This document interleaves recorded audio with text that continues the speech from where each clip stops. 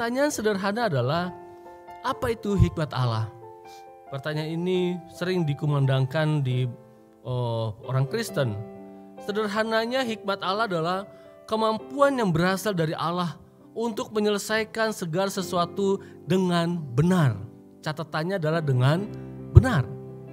Atau kemampuan untuk menerapkan firman Tuhan dalam segala situasi dan kondisi. Demikian Miles Monroe mengatakannya. Saudaraku, hikmat Allah itu mengandung 3 unsur secara praktis. Unsur yang pertama adalah unsur pengetahuan. Pertama apa? Pengetahuan. Pengetahuan bagaimana? Pengetahuan yang berasal dari Allah. Pengetahuan yang berasal dari anugerah Allah. Pengetahuan yang berasal dari anugerah umum, yaitu pengetahuan dari firman Allah yang tercatat dalam Alkitab. Ini berisipan pengetahuan. Yang kedua, unsur kedua adalah intuisi atau kepekaan. Yang kedua apa? Intuisi atau kepekaan. Intuisi itu bicara tentang perasaan kita, jiwa kita, kehendak kita yang dituntun oleh Roh Kudus.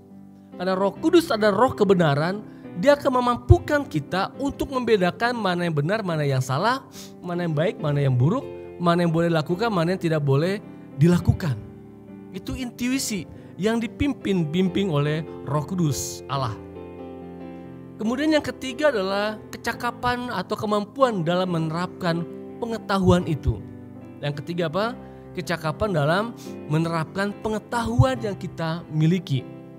Yaitu intuisi secara efektif pada situasi yang tepat tentunya. Nah, apa contoh penggunaan hikmat dari Allah? Dan terus dalam Alkitab saya pakai 2 contoh, yaitu Yesus dan bacaan kita Paulus. Contoh pertama Yesus. Ketika Tuhan Yesus dicobai oleh orang Farisi, ingat tentang peristiwa perempuan yang kedapatan berzina? Kemudian disodorkan depan Yesus, mereka bilang, ayo apakah pendapatmu tentang hal ini? Musa bilang harus begini, harus begitu. Bagaimana respon Yesus dalam menggunakan hikmat Allah di situasi seperti ini? Yang pertama bicara tentang unsur pengetahuan tadi. Unsur pengetahuan dari Allah yaitu yang tercatat dalam Alkitab. Yesus tahu bahwa isi hukum Taurat adalah tentang orang yang tertangkap kedapatan berzina. Dan Yesus tahu ada perintah jangan berzina. Dan Yesus juga punya pengetahuan di Imamat 20 pasal yang ayat yang ke-10. Dikatakan begini, bila seorang laki-laki berzina dengan istri orang lain, yakni berzina dengan istri sesamanya manusia, pastilah keduanya dihukum mati, baik laki-laki maupun perempuan yang berzina itu. Yesus tahu pengetahuan itu. Yang kedua, Yesus juga tahu tentang seluruh inti dari kitab Taurat. Di Imamat 19 ayat 18 berkata demikian. Janganlah engkau menuntut balas dan janganlah menaruh dendam terhadap orang-orang sesamamu, melainkan kasihlah sama manusia seperti dirimu sendiri. Akulah Tuhan. Seperti paradoks. Salah harus dihukum. Tapi juga dikasih tahu hukum yang lain adalah kasihlah samamu manusia. Bagaimana menerapkan seperti ini? Saudaraku, Yesus menggunakan hal yang kedua, unsur yang kedua, yaitu unsur intuisi atau kepekaan yang dituntut oleh Roh Allah. Yesus tidak langsung menjawab, tapi yang Yesus pikirkan adalah kemungkinan besar bahwa ia menyadari dari pertanyaan orang Farisi itu ada jebakan. Orang sekarang bilang jebakan Batman gitu ya. Yang Yesus lakukan adalah ia kerap mengajarkan kasih dan mendefinisikan ulang tentang hukum kasih. Kasih sama manusia, kasihlah musuhmu, doakanlah mereka. Itu pengajaran Yesus, itu pengetahuan. Dan ketika Yesus melakukan ini, kalau Yesus tidak praktekkan, pasti itu menjadi celah. Orang akan menyalahkan dia. Kata aja kamu mengajarkan mengasihi, tapi kenapa perempuan ini kamu bilang hukum dia? Yesus tidak mau kejebak di situ. Yang kedua, Yesus menyadari bila ia ketika membebaskan perempuan itu begitu saja dengan alasan kasih, maka ia akan terlihat kompromi di depan orang Farisi itu. Karena dia tahu kalau ada orang kedapatan berzina harus dihukum. Yang ketiga, Yesus juga berpikir, saudara, ia harus mencari cara antara untuk menghormati Taurat di satu sisi dan juga menolong perempuan ini di sisi yang lain. Karena itu masuklah unsur yang ketiga dari hikmat Allah yang dipahami, yang bisa kita kenali secara umum, yaitu kecakapan dalam melakukan firman Tuhan. Menerapkan pengetahuan dan intuisi tadi, yaitu bila memakai hukum Taurat secara acuan hukum, maka mereka yang boleh menghukum adalah mereka yang tidak melanggar hukum Taurat. Jadi Yesus tahu, untuk bisa menerapkan hukum Taurat yang tadi, dua hal yang tadi adalah mereka orang yang tidak pernah lalai mempraktekkan hukum Taurat. Yang kedua, Yesus menerapkan di Yohanes 8 ayat 7. Barang siapa di antara kamu tidak berdosa, hendaklah ia yang pertama melemparkan batu kepada perempuan itu. Hikmat Allah dimunculkan, dinyatakan oleh Yesus, dan sampai terjadi orang pulang satu-satu, perempuan itu juga pergi, dan Yesus pun terhindar dari jebakan Batman itu. Karena hikmat Allah. Nah, kalau gitu apa perbedaan antara hikmat Allah dan hikmat dari dunia dari kisah yang tadi itu? Yang pertama, hikmat dari Allah berasal dari standar kekudusan dan moralnya Allah. Sementara hikmat dari dunia berasal dari pengalaman hidup manusia dan standar kekudusan dan moral manusia. Yang kedua, hikmat dari Allah berpusat pada Allah, sedangkan hikmat manusia berpusat pada diri sendiri. Jadi ketika kita mengambil keputusan, kita berpikir itu adalah hikmat, tapi ternyata pusatnya dari diri sendiri, keegoisan diri sendiri, hawa nafsu diri sendiri, kedagingan diri sendiri, berarti dia bukan hikmat dari Allah. Yang ketiga, hikmat dari Allah melayani Allah dengan dituntun oleh roh Allah. Sementara hikmat dari dunia berpusat pada diri sendiri dan dikendalikan oleh keinginan daging, keinginan mata, dan keangkuhan hidup. Ketika kita sebagai pelayan, termasuk saya, kita melayani saudara, tapi ternyata hikmatnya adalah ingin popularitas, ingin diakui, ingin disanjung, ingin, berarti itu bukan hikmat dari Allah. Itu hikmat dari dirinya sendiri. Yang keempat, hikmat dari Allah mendorong orang mengenal Allah lebih dalam, sedangkan hikmat dari dunia menentang pengenalan akan Allah. Jadi hikmat yang datangnya dari manusia sederhana, dia menentang pengenalan akan Allah. Enggak mau doa, enggak mau baca firman, enggak mau beribadah. Dia menentang pengenalan akan Allah. Dia pikir dia kenal Allah. Padahal untuk mengenal Allah, dia harus baca firman. Betul? Kalau ingin kita kenal seseorang, kita harus berbicara dengan orang tersebut. Kalau kita ingin menguasai sebuah medan pertempuran, kita harus kenali dulu medan pertempuran itu, kekuatan dan kelemahannya, peluang-peluangnya, kita kenali dulu. Demikian saudaraku, ketika kita hikmat dari Allah, hikmat itu pasti mendorong setiap orang untuk mengenal Allah lebih dalam lagi. Amin. Karena sulit dan susah tidak menghalanginya untuk menghalangi Allah. Justru dia mencoba terus-menerus menjadikan sebuah kesempatan untuk semakin dalam mengenal Allah. Yang kelima dari peristiwa itu saudaraku, hikmat dari Allah menyelesaikan problem dunia, sedangkan hikmat manusia menimbulkan problem-problem bagi dunia. Jadi ketika kehadiran gereja dan orang Kristen menjadi problem maker dalam masyarakat, dalam komunitas-komunitas tertentu, apa yang dipikir dan lakukan tidak berasal dari hikmat Allah, tapi dari hikmat dunia. Tapi kalau dari hikmat Allah, dia justru datang untuk menyelesaikan problem-problem yang ada, tidak memperkeruh suasana, tidak memperuncing masalah, tidak membuat semakin masalah rumit, tapi justru hadir untuk menyelesaikan masalah. Sama seperti Yesus, dia tahu dijebak, tapi dia datang untuk menyelesaikan masalah. Itulah hikmat dari Allah.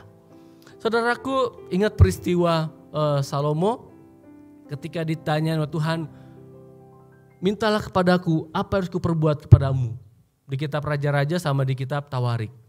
Salomo mintanya apa? Kalau Bapak Ibu Saudara ditanya Tuhan, kamu minta apa?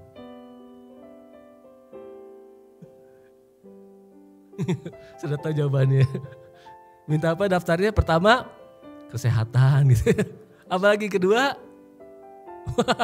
dan saya bikin daftar pertanyaan, baru belakang hikmat. Tapi Tuhan beda loh saudara Salomo. Ketika dia minta, kau minta apa? Pada seorang raja, yang dia minta adalah hikmat. Tuhan bilang gini, karena kamu minta hikmat, bukan tidak minta kekayaan, tidak minta ini, tidak minta itu, maka aku akan berikan kamu roh kebijaksanaan. Kemampuan untuk menimbang perkara. Untuk membedakan mana yang benar, mana yang salah.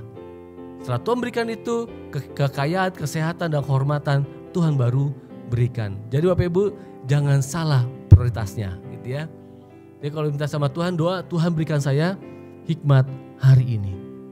Nanti yang lainnya Tuhan akan berikan. Jangan dibalik. Ya nanti Bapak Ibu, kalau saya tanya Bapak Ibu, ketika saya kunjungan, saya mau doa, mintanya apa? Yang pertama, hikmat ya. Nanti kalau ada minta Pak Pendeta doakan kesehatan saya. Itu yang kedua aja ya, gak apa-apa ya. Yang diminta adalah hikmat dari Allah. Kenapa hikmat saudaraku? Dalam praktek praktis, dalam konteks sakit penyakit. Katakanlah dia sakit asam urat. Ini yang asam urat saudara. Apa pantangan orang makan pasang asam urat? Pantangannya makan apa? Kacang. Itu pengetahuan? Itu pengetahuan, oke? Itu pengetahuan. Masuk yang kedua adalah intuisi, yaitu dituntun Roh Kudus untuk membedakan mana yang benar, mana yang salah, mana yang boleh dimakan, mana yang tidak boleh dimakan. Oke? Itu boleh nggak dimakan kacang bagi penyakit si asam urat? Nggak boleh.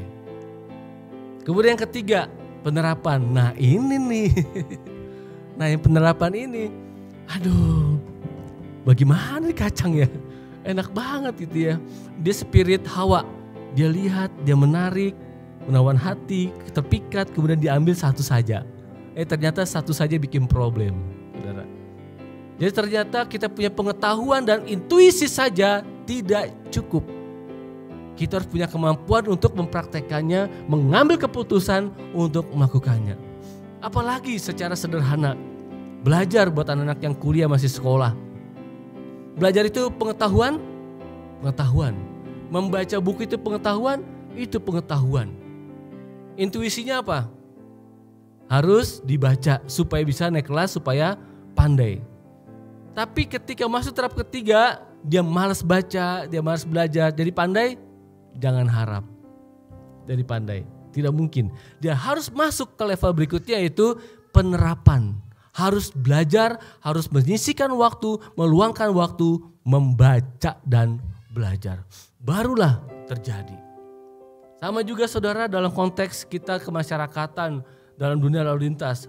Lampu merah itu pengetahuan, dia pengetahuan. Merah berhenti, hijau jalan. Tapi yang terjadi adalah merah jalan, hijau berhenti gitu ya. Apa yang terjadi ketika disalahgunakan? Terjadilah tabrakan. Jadi lampu merah kita sudah tahu itu pengetahuan. Dan harus masuk ke intuisi berikutnya. Oh itu benar, itu salah.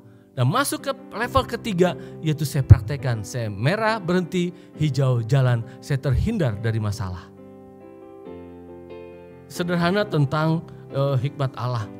Berikutnya saudaraku, kita belajar dari teladan Paulus yang kita baca hari ini. Ayat 6-8 itu bicara tentang hikmat Allah yang tersembunyi. Hikmat Allah yang tersembunyi adalah tentang pengenalan pengetahuan akan maksud dan rencana Allah di dalam karya penyelamatan Yesus Kristus yang harus mati di atas kayu salib dan bangkit pada hari ketiga. Orang-orang pada waktu itu sampai sekarang tidak mengenal dan tidak memahami karya Kristus ini. Bagi orang Yahudi dan Yunani yang senang hikmat, yang senang pengetahuan dan senang hal-hal yang ajaib, mereka kecewa dengan Yesus.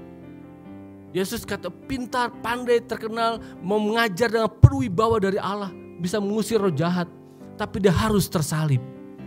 Seolah-olah apa yang Yesus kerjakan gugur, rontok semuanya.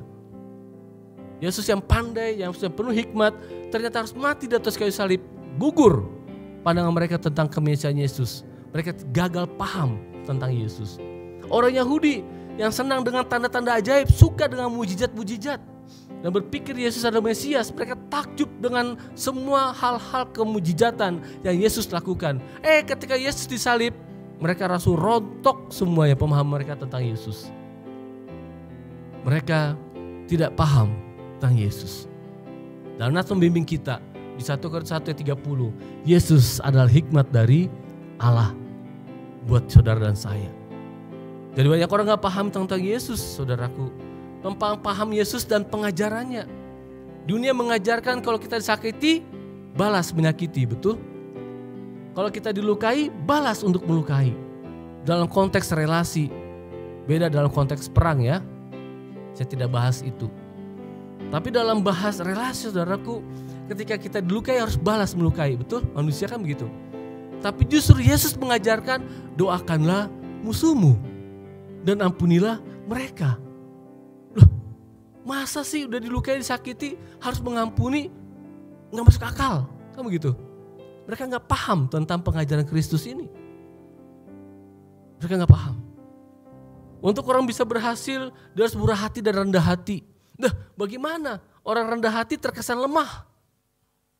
Tapi orang yang arogan, orang yang menunjukkan superioritas, orang yang menunjukkan kediktatorannya, sepertinya berhasil dalam hidupnya. Tapi kok Yesus mengajarkan hal yang terbalik? Paulus mengajarkan apa? Lebih baik memberi daripada menerima. Kalau ditanya lebih baik memberi atau menerima?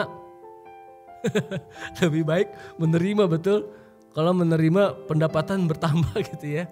Tapi kalau memberi, waduh pengeluaran. Apalagi masa-masa COVID dan pasca COVID. Dunia saudara gak ngerti tentang pengajaran ini. Bahkan kita jemaat Makedonia, dia miskin tapi mereka sangat kaya dalam kemurahan. Mereka memberi dalam kekurangan. Jadi saudaraku, kalau kita kurang jangan tunggu punya baru memberi, gak akan beri-beri. Justru kita beri apa yang bisa kita beri. Dan tabur tuai terjadi. Kalau kita tanam jagung pasti petuai jagung. Kalau kita tanam pohon mangga pasti tanam tuai apa? Pohon mangga. Tapi ada satu pohon yang aneh kata Bro di Peso 5. Apa? Buah semangka berdaun sirih. Saudaraku yang dikasih Kristus, itulah hikmat dunia dan hikmat Allah, pengajaran Kristus. Oleh karena itu tugas saudara dan saya untuk kita mari mengalami hikmat Kristus lebih dalam lagi. Kita nggak usah kesal saudara kalau mereka nggak ngerti pengajaran kita, karena mereka nggak paham, mereka nggak kenal. Yesus saja disalahpahami, apalagi kita. Oleh karena itu kita minta hikmat dari Allah, bagaimana kita bisa menjawab soal-soal yang ada. Saudaraku kasih Tuhan Kristus, di ayatnya 9-11 itu bicara tentang hikmat Allah yang tersembunyi disingkapkan oleh Roh Allah atau Roh Kudus. Jadi kan ada sering dikatakan di ayat 9, apa yang tak pernah dilihat oleh mata dan yang tak pernah timbul dalam hati, Tuhan menyediakan semuanya itu. Saudara, ada orang pengajaran kebablasan saudara. Orang sudah mulai lari dari teks dan konteks lahirnya ayat itu. Jadi saudara, ketika saudara tidak punya mobil mewah, sekarang punya mobil mewah, tergenaplah ayat itu. Ketika saudara tidak punya rumah mewah, kemudian punya rumah mewah, tergenaplah firman itu. Apa yang tak pernah dilihat mata. Anda tidak pernah berpikir ingin punya rumah mewah, tapi ternyata Anda miliki, berarti ayat itu tergenapi. Saudara, mohon maaf, itu tidak begitu konteksnya. Konteks di sini adalah konteks diberikan hikmat dari Allah. Kitanya tadi tidak kepikiran bahwa itu adalah benar. Tapi ketika kita praktekkan, oh ya ternyata itu yang benar. Tapi kita gak kepikiran kalau kita makan kacang itu, saya akan tambah parah sakit asam uratnya. Tapi begitu saya tidak makan, saya jadi sehat. Paham ya? Ada contoh saudaraku, seorang anak katakan namanya Juliana. Dia masih remaja, dia sakit yang amat kronis saudara, dan dibawa ke dokter. Ketika dibawa ke dokter tidak dideteksi adanya penyakit, padahal si Juliana sakit. Orang tuanya berpikir pasti ini karena roh jahat, pasti ini karena roh jahat. Langsung dipanggil tim gereja untuk mendoakan.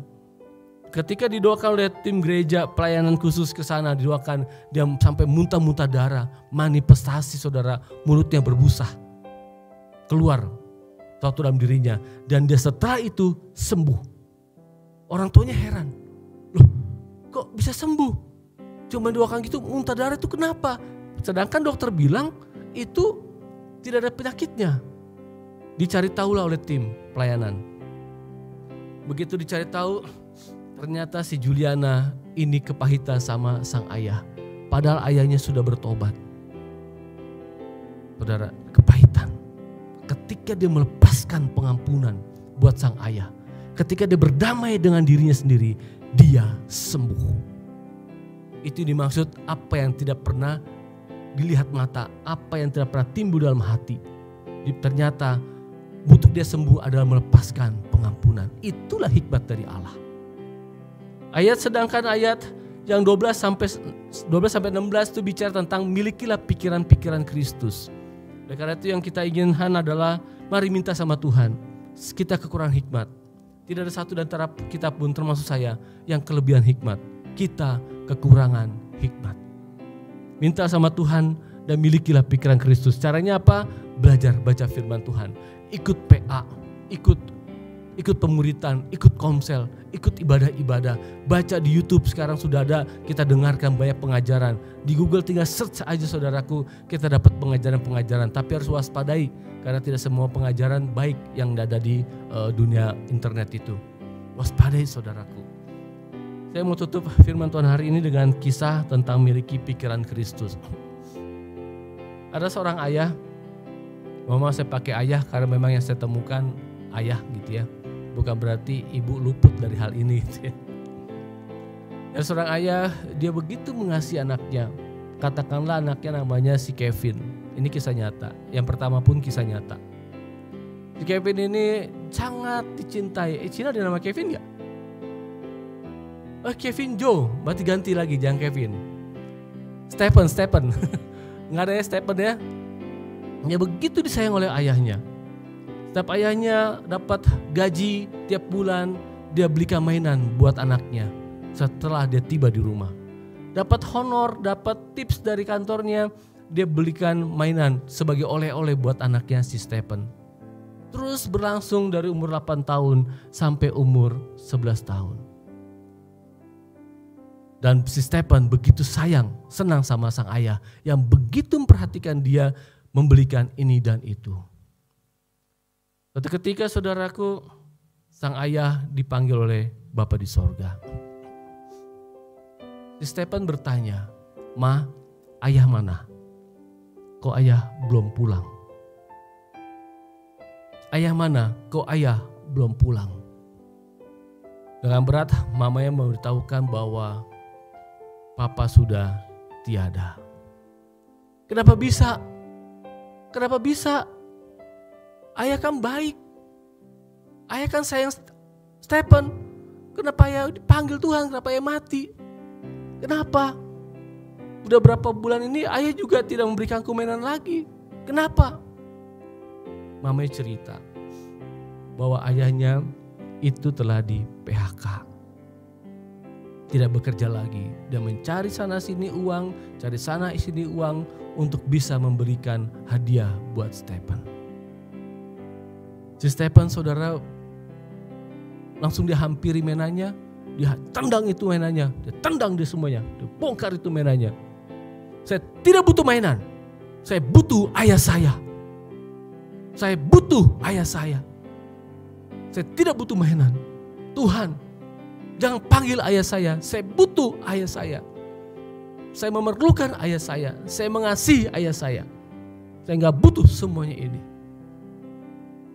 Stephen baru menyadari hikmatnya dari Allah.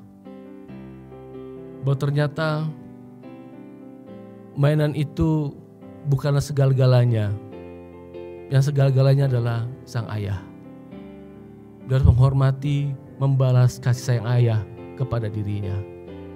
Tapi apa terjadi? Maut memisahkan. Dia tidak sempat melakukannya buat sang ayah. Dia menjadi egois, menuntut untuk dikasihi oleh sang ayah tanpa ada kesempatan mengasihi sang ayah.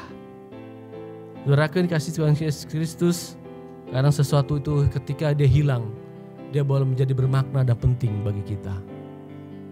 Sebab itu selama kita hidup, mari kita mengasihi pasangan kita. Amin.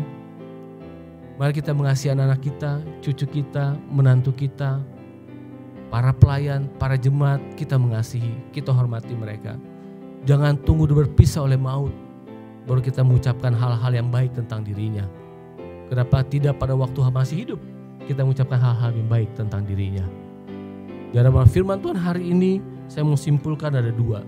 Yang pertama, karena hikmat Allah ada dalam Kristus, maka hiduplah dalam Dia melalui ketaatan akan firman-Nya.